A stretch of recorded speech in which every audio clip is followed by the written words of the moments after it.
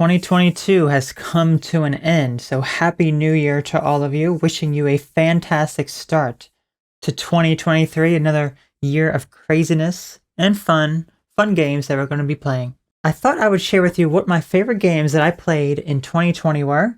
I also sent out a poll to ask you what your favorites were, so we're going to cover both those. So, it was very hard for me to choose the number 3rd spot. I'll give an honorable mention. Fran Bow. This is a really interesting story about a little girl named Fran whose parents died when she was very young, and she was sent to a mental asylum, and she was separated from her best friend, Mr. Midnight the kitty cat.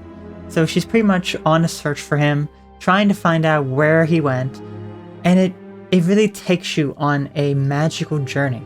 Because it starts off very gory, very horrific looking, very dark.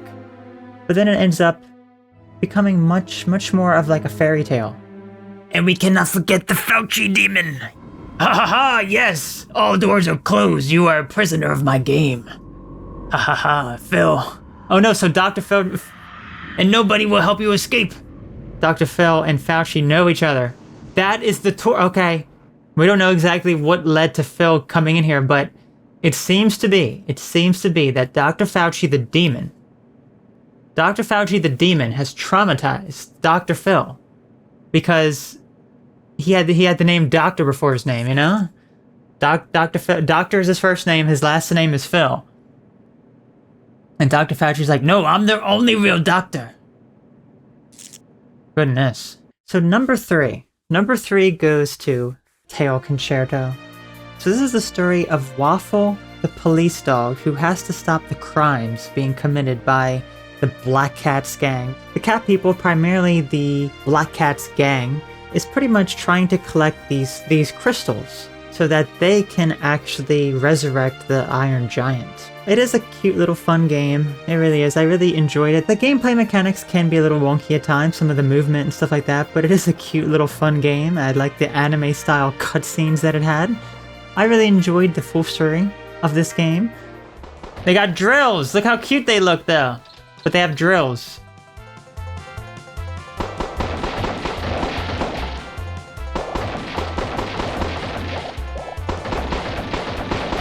Oh gosh. My number 2 pick is The Fall Part 2, Unbound.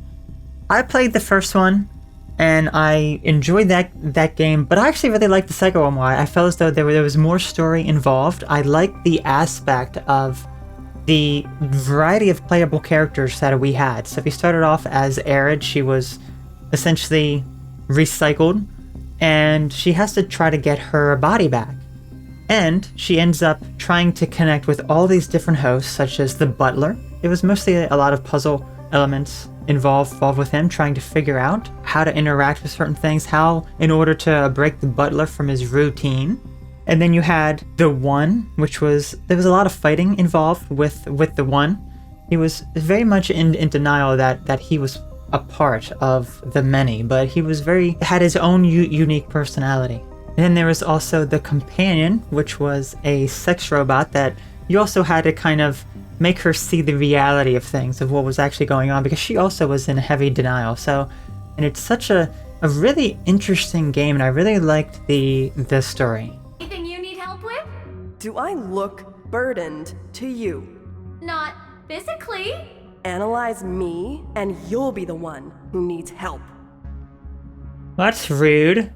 Engage. Hello. What's a sweet thing like you doing down here? One of the losers in my lockup, your boyfriend?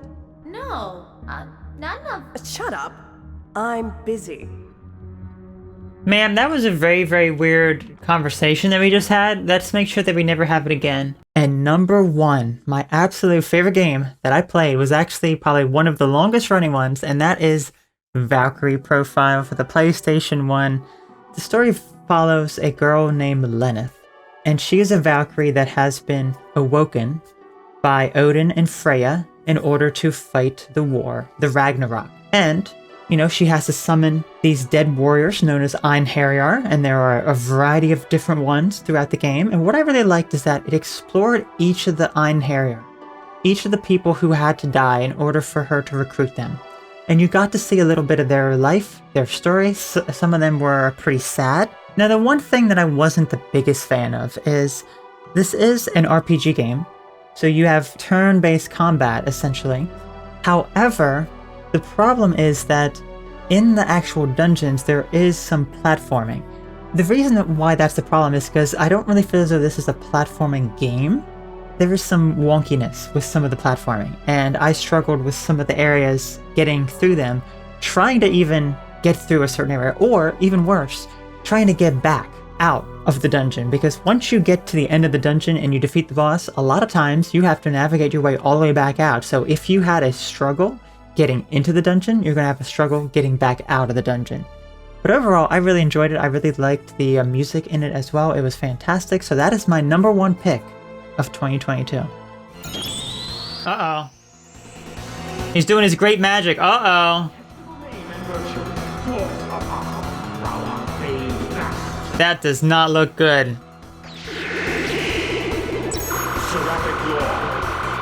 Oh my gosh. Did it kill us? Dude, you weak as heck! Now I asked you all what your favorites were. Here is what you ended up choosing. I could not believe it.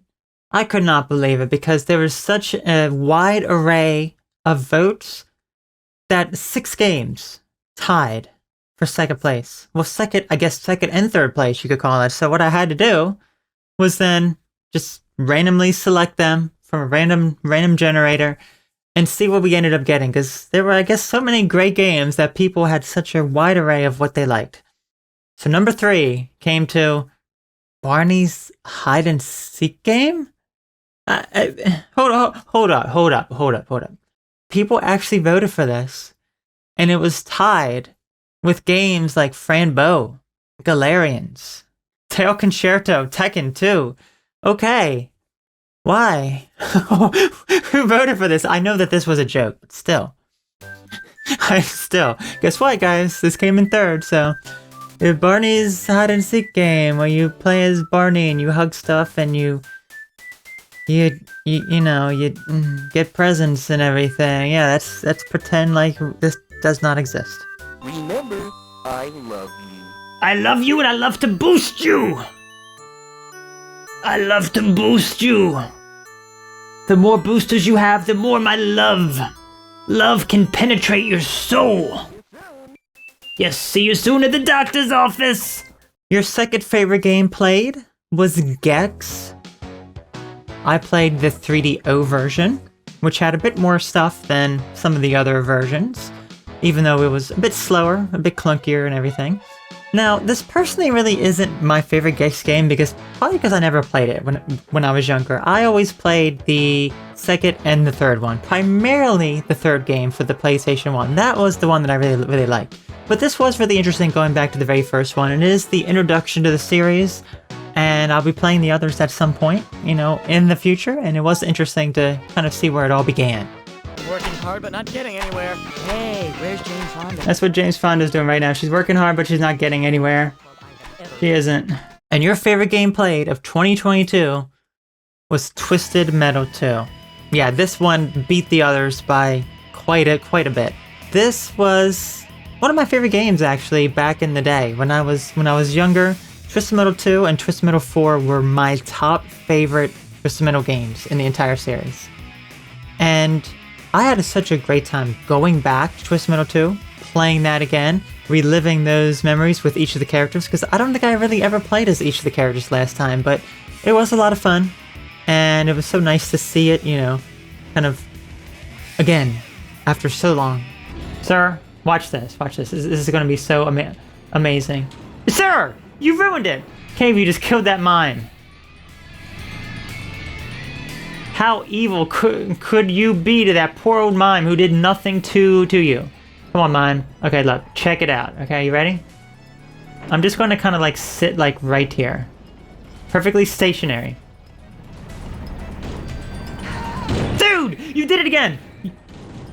Why did you kill him? There's the mime. Keep him alive. Keep that mime alive right now. Freaking idiot. Warthog. That's it. Come on, Mime. Get in my car. That's it. That's it. Taking out my anger on the stupid painter. And I'm sure you're wondering what is coming up next in the month of January. Well, we're still going through the Haunted PS1 demo disc, Spectral Mall. This was a fun little collection of a variety of different demos, and I've really enjoyed them so far. We're pretty much getting close to the end of it. There's, not too many more to go. Also, we will be having Mario Party 3 starting pretty soon. The final installment of the Mario Party Nintendo 64 games. And then we also have Super Mario World. Not just the standard Super Mario World for the Super Nintendo, no, this is the widescreen version. So we'll be playing it in widescreen mod that was made for it, so we can actually see more of the detail on the sides of the screen. So yeah, that's going to be really, really cool. And then lastly, the original WarioWare for the Game Boy Advance. A game that is, honestly, you cannot describe it in words at all. It is absolutely crazy and insane, and so yeah, we're going to be having a Nintendo Fest very, very soon. So yeah, thank you all so very much for tuning in. 2023 is going to be amazing. Wishing you all a great new year, and I will see you next year. Yes, I will. Take care. Bye-bye.